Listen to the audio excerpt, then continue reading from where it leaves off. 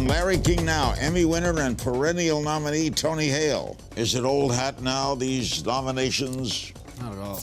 Not boring, not another Emmy? No, I think if anybody gets used to it, they just need to be slapped upside the head. That's not something you get used to. It's a party I never thought I'd be invited to. On the Gary Walsh-Selina Meyer connection. How do you think Selina Meyer's got to be a successful politician? She should never be in politics. She should never be near White House. She's an awful person. She's awful. My character, Gary, thinks she's Jesus. Is Arrested Development getting a 5th season? Buster was found naked at a sewing machine. Yes, he was, Larry. And that is an image you can pull up on Google, and I think you'd enjoy it. There's a rumor that Buster gets charged with murder. Yes, there is a rumor. So, you think they're going to take it? You think they're going to have a 5th year? Come on. I hope so. You know what? Here's the deal. I think so, and I would love for it to happen because I think the story needs to finish. Plus, I love to dance, and I will kill a dance floor. Why don't you go on one of those shows? No, not doing that. All next on Larry King Now.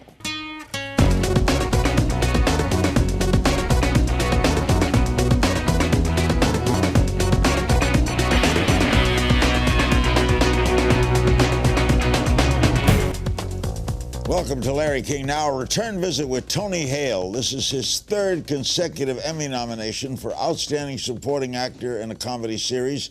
This is his hysterical portrayal of Gary Walsh on the hilarious political comedy Veep. He also stars as Buster Bluth in the reprised series Arrested Development. The 5th season of Arrested is hopefully coming to Netflix soon. We'll talk about that later. You can see Tony this summer in the action comedy American Ultra opposite Jesse Eisenberg, Kristen Stewart, and Connie Britton. Thanks for coming back, Tony. Thanks for having me. Is it old hat now, these nominations? Not at all. Not boring, not another Emmy? No, I think if anybody gets used to it, they just need to be slapped upside the head. That's not something you get used to. It's so exciting. I mean, my manager called me that morning and told us, and my wife and I just still get just as excited. It's crazy. It's a party I never thought I'd be invited to. How does Veep keep doing what it's doing? I mean, it's amazingly funny. It's so fun to do, and the writers, obviously, what they bring to the table, and also, you know what the thing is. Also, we also really like each other. You know, we all really like each other, and with that, we trust each other. We have the freedom to give ideas. You break each other up? Totally, and I'm the worst. I crack up all the time. But it's like with that freedom, then I think it makes the show, hopefully the show better. They keep the title Veep even though she's Prez. Yeah, and you know, I don't know if this is what they would say, but I think it's because this year, you know, she's president, as you said, and Hugh Laurie came in to play her vice president, and he's like a George Clooney type. He's really just like everybody loves him, and she's still second to him. So you can tell, like, it's still like she's still in somebody's shadow all the time. And Julia Louis-Dreyfus, well, she keeps winning everything, right? She wins for Veep, she wins for everything. And she's just the coolest person. She is. She's a normal. great little lady. Yeah, and her family's her first priority. It's not this business, and that's the kind of people that I'm thankful to be working with. The last time you were here, you told me what you did when you found out you were nominated for the first time, right? Okay. Let's take a look at that appearance. Well, my wife and I were up because we were curious if the show was going to get nominated. And then my manager called me, and I just kept on telling him to shut up. I couldn't, that's all I could tell him. I don't know why. Shut up? Just tell him to shut up. And then my wife and I, we screamed for about 6 hours. And then I had to take a nap. I was just too exhausted. It was too overwhelming. But I called my family, and I called my brother, my sister, and then I called my acting teacher from high school, which was really fun because she made a huge impact on my life. All right, how'd you do it now? I screamed, and that didn't stop. Maybe not 6 hours, maybe it was just an hour this time, but we still screamed. And we screamed so much that we forgot to take my daughter to camp. We totally forgot about our parental duties. How about your acceptance speech? You know what? It's fine. In that clip I was talking about that when I got nominated, that theater that I mentioned, I called my acting teacher, it was so fun to be able to thank them publicly, because that was a part of the speech, because they had such an impact on my life to publicly say, these people made a huge difference in my life. When you auditioned for Veep, did you audition with Julia? Yeah, I did. I did. Did you think you'd get it? Did I think I get it? I don't think actors, we're so emotionally neurotic. I don't know if we think we're going to get anything. But I really, really, really wanted it bad. And and actually her and I, she was on, somebody asked us recently, they said, did you guys ever work on Arrested Development together? Because she was a guest star.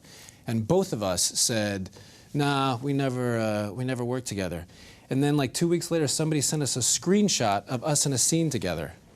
So we we completely blocked it out that we actually had worked together. So that's pretty sad. So if you're all friendly, now the new character comes in. 2 new characters come in. What was the other one?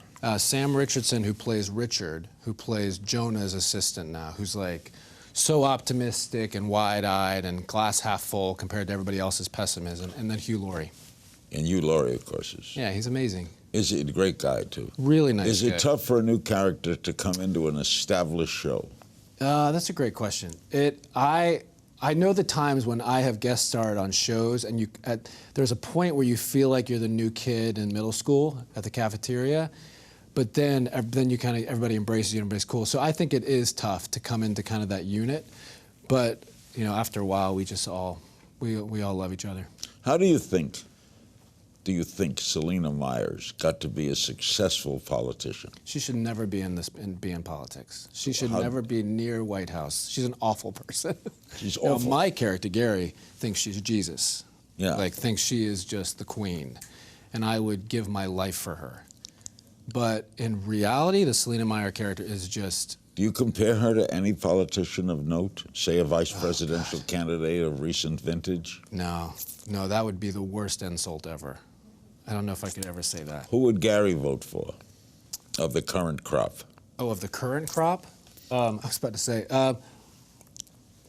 who I would look to Selina and ask her, and then I would give the exact same answer. Your creator, Armando Iannucci, right? Mm-hmm. He left. Why did he leave? He left, and I have huge admiration for his choice because his family's in the UK, and we shot the show in Baltimore. And it was just really tough to be away from his family for that long. So, because with the writing and everything, his travel, got really difficult. So he left, and we have a new showrunner. And honestly, it's sad. I mean, you become family, and it's tough to see people that you work with go. But I really respect his choices. And the new guy, David Mindell, has worked with Julia on Curb Your Enthusiasm and Seinfeld. Do you do anything similar to Seinfeld and Curb, wherein you lay out a scene without a script? Yeah, we do a lot because we rehearse for 2 or 3 weeks before we shoot. Really? And that's pretty unheard of in television. And they give us the scripts, and we can play with them and see what gels. But then they'll give us a scenario, and we'll come up with scenarios and be like, what if, you know, there was one episode this year where she was sick and she was in bed the whole time. We're like, what if she's in bed the whole time? And just kind of improv and just to see what came up, and that's really, really fun. We're talking to one of my favorite guests, Tony Hale. Up next, Tony on his turn as a CIA agent in the hilarious American Ultra. Stay with us. We're back with Tony Hale of Veep fame. You were nominated for Veep, but none yet for Arrested Development. Is Buster Bluth overlooked? Has he been set aside? Has he been discarded on the heap of television? What the hell am I talking about? I love it. Keep going. Please don't stop. I think all of those. No, when I was doing that show, I don't know. It was such a fun experience, and I don't know. I think the show in general didn't probably find its legs until it stopped. Because we got canceled, and then people started discovering the show through Netflix. Now, Netflix got you. Is there a 5th season or not? Yeah, Netflix came back to Netflix, and they're talking about a 5th season. I actually want it to happen because I want to know what happens to Buster, sweet little Buster, because at the end of the 4th season, his girlfriend, Lucille too, played by Liza Minnelli, something happened to her, so I'm kind of curious. Buster was found naked at a sewing machine. Yes, he was, Larry. And that is an image you can pull up on Google, and I think you'd enjoy it. There's a rumor that Buster gets charged with murder. Yes, there is a rumor. So, murder, nude sewing, it's a big old game. You think they're going to take it? You think you're going to have a 5th year? Come on. I hope so. You know what? Here's the deal. I think so, and I would love for it to happen because I think the story needs to finish. Have you had any things hanging? Have you had strange fan encounters with your career? Strange fan encounters? Yeah, people come over to you as Buster, or they see you as with Veep. Do people approach you? I think people, for the most part, are very kind and are fans. And I actually like when they come up and talk about Arrested Development because I forgot about a lot what happened. So it's a nice memory.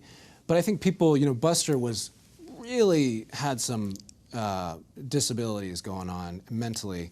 And so I think people are just interested to kind of talk to me and see how I sound. All right, let's talk about America. They go, oh, you sound the same, and it doesn't end up well.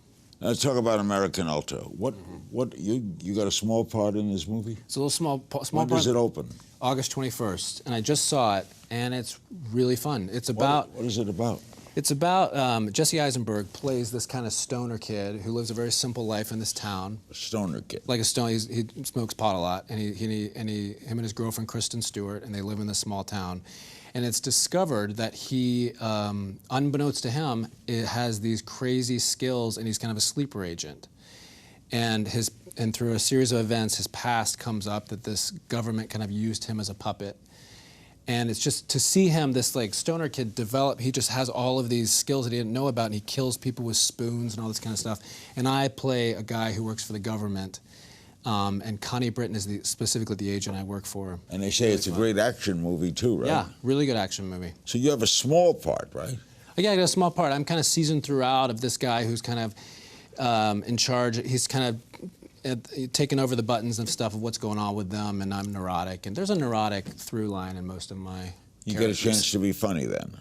I hope so. Are you? You'll see it and go, well, that didn't work out. Do you tend toward comedic acting? Do I? Yes. Well, yeah. You know what I love to do? I love playing awkward.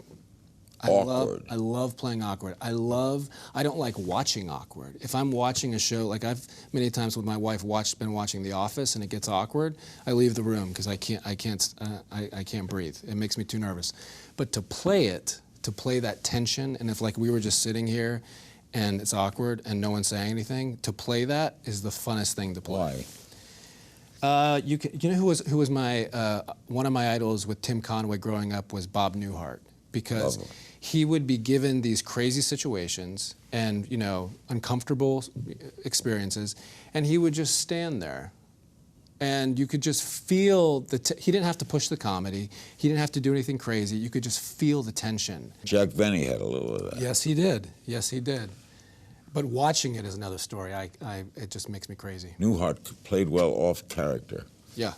Tony Randall told me many times, comedy is difficult in that you can't play it funny, but you have to be funny. You got to be funny, and you got to.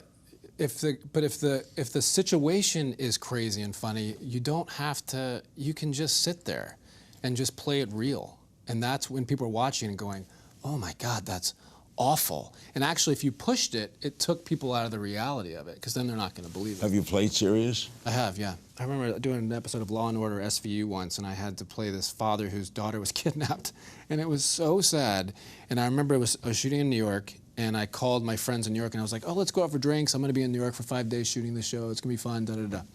I get there, crying all day while shooting, and I didn't want to go anywhere.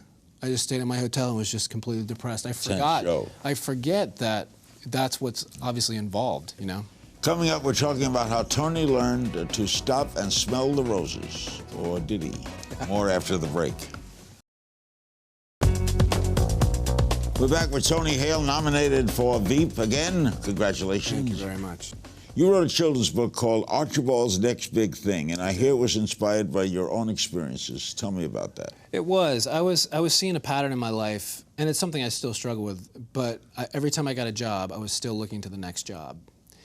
And I spent a lot of my career going, oh, when I get a sitcom, that's the big thing. And then I got it, and I remember thinking, oh, this isn't what I thought it was. And it's that whole thing, if you're not practicing contentment where you are, you're not going to be content when you get what you want. And so it's about a little chicken who's always looking to his next thing, but this bee travels around with him and is like, you got to just be, man. You got to just be. And I think the biggest challenge for me is to be present. Have you accepted that challenge? I have accepted that challenge, but it is a daily discipline that I'm trying to get better at. So you're always looking ahead. I have that, but not with work. I have it with, I always know what flight I'm on. Whereas if I get to one place, I always know when the flight going home is. Oh, even if it's in like a week? A week, yeah. Oh, I know it's flight 22 next Saturday. Really? My brother's the same way. I wonder what that is.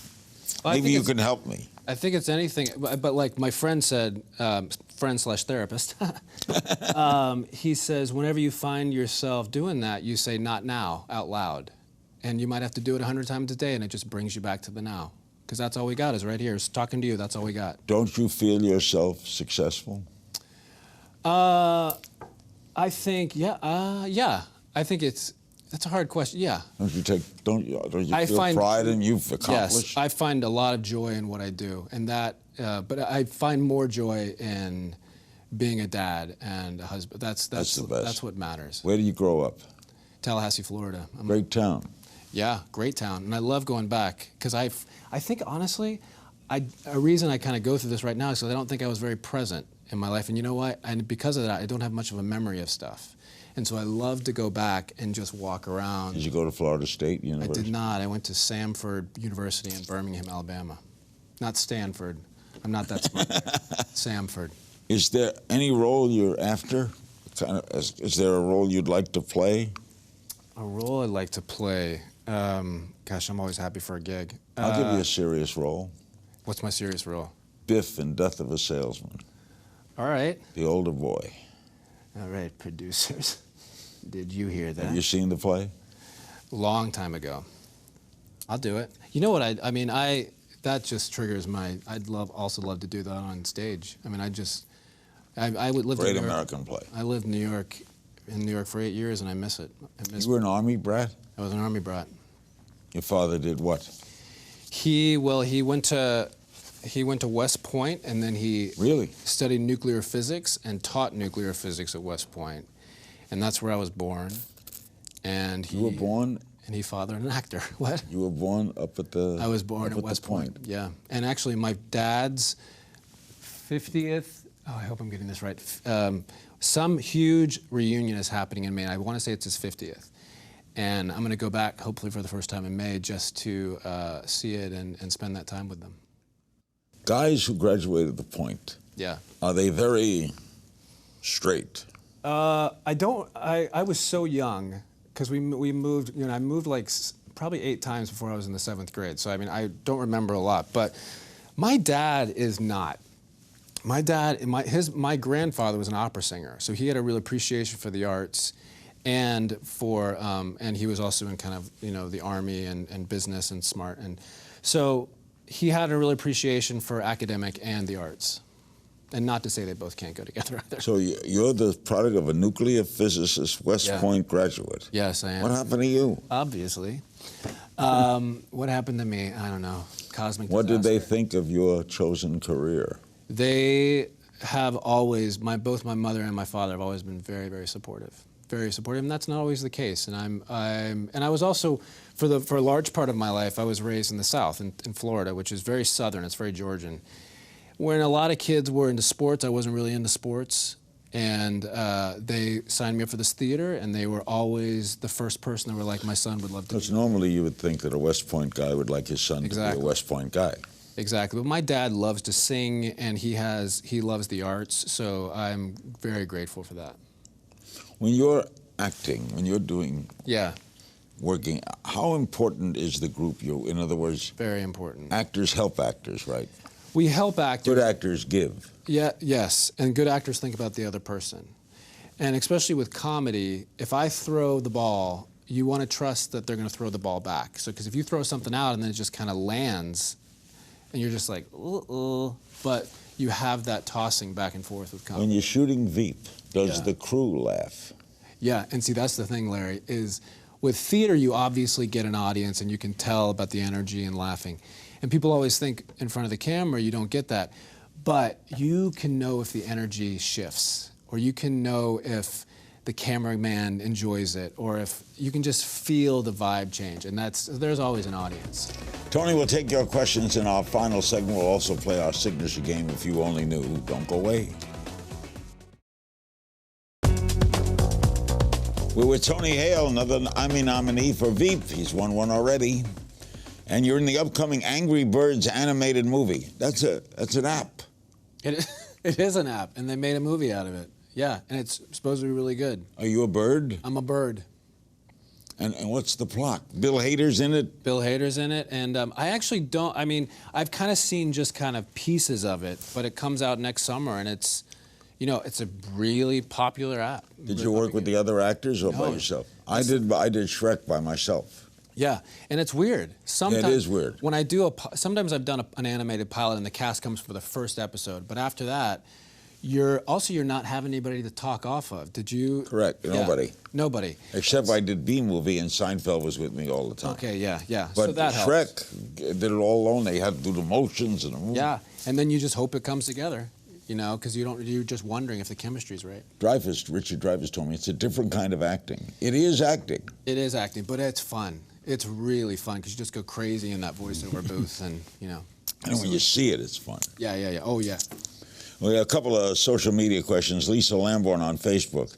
Did you fall into comedy? What serious role would you try to give the performance of a lifetime? Did you just fall? How did you take to comedy? Why you in comedy? From a lot of pain. No, you know, in high school, I was in that theater company. I loved that feeling when you do something, and again, the Carol Burnett show, watching Tim Conway, of that dentist scene. I don't know if he would do something, and it's just like it would just move the audience, and just doing theater and just doing something fun on stage, and you can just feel like boom, that energy of being able to move that audience was really fun. So I just kind of enjoyed it. Tim is a genius. He genuinely is a genius, and I think that word is thrown around a lot, but he has got a massive touch of it. At Graham Hart tweets, you recently worked with filmmaker and noted pot connoisseur Kevin Smith. Did he ask you to partake in his favorite activity in order to get the gig? You star in the upcoming film Yoga Hosers. I do. Alongside Johnny Depp. Kevin Smith, I did not partake in that because I have asthma, so I would have gotten an asthma attack. Does he partake in it all the time? That's like the most middle school. Does it affect his directing? No, he's the best. Yeah. I thoroughly enjoed working with him. Did you work with Depp? I did not work with him. But Kevin was fantastic. Nicest guy. The last time you were here, we played this game, If You Only Knew. We'll try it again with some new questions. Yeah, sure. Oh. Who did you have a childhood crush on? Okay, I'm not going to say her name because let me tell you this thing. This girl in middle school, I just moved there, and I had a massive crush on her. And this is really sad. I apologize up front. She had a close relative pass away, and I told her, because I wanted so bad of her to like me, I told her my sister died. And then Did you have a sister? Yes, Larry, I had a sister, and I told her she died. And just to connect with her, I know. And then we go on to high school, and all through high school, I was terrified my sister was going to show up so she would find out that I didn't have a dead sister. That's how bad I liked her. And she forgot about it, but I was terrified that she was going to find out. Did it cause her to go with you? Nope. No? Care less about it. In other words, it didn't work. No, it didn't even work, and she still thinks I have a dead sister, probably. Someone you never suspected was your fan. Anyone below 10, because I don't know if you should be watching my shows. Something you're bad at. Focusing. If you could have a superpower, what would it be? Oh, I was like the guy that sprayed ice. You are weird. What HBO show would you like to guest star on? Silicon Valley, because I love all those guys. Best perk of being famous? Free food. What never fails to make you laugh? The Bridesmaids blooper reel. I never saw it. Oh, it's on YouTube. It's the funniest thing ever, and I could watch it over and over. Melissa McCarthy? Yes, and Kristen Wiig, just their bloopers. Something we should all be paying more attention to. Where we are. If you weren't an actor, what would you be? Maybe a social worker. Really? Mm. What's one thing you believe to be true you realized isn't? I think just that thing, I put a lot of power in fame. and kind of, you know, Ain't it's, what it is, cracked up to me. it's that, but it's also, I think it comes from a place of everybody wants to be known. And I think if you're known by people who love you, it's the most known you need. Tell me something people don't know about you. I love to dance, and I will kill a dance floor. Why don't you go on one of those shows? No, not doing that. I don't like choreographed dance. Oh. I like freestyle. Thanks, Tony. Thank you. Love having you. That was fun. Thanks to my guest, Tony Hale. American Ultra is in theaters August 21st, and Veep returns for its 5th year in 2016. We'll keep our fingers crossed for Arrested Development. As always, you can find me on Twitter at King's Things, and I'll see you next time.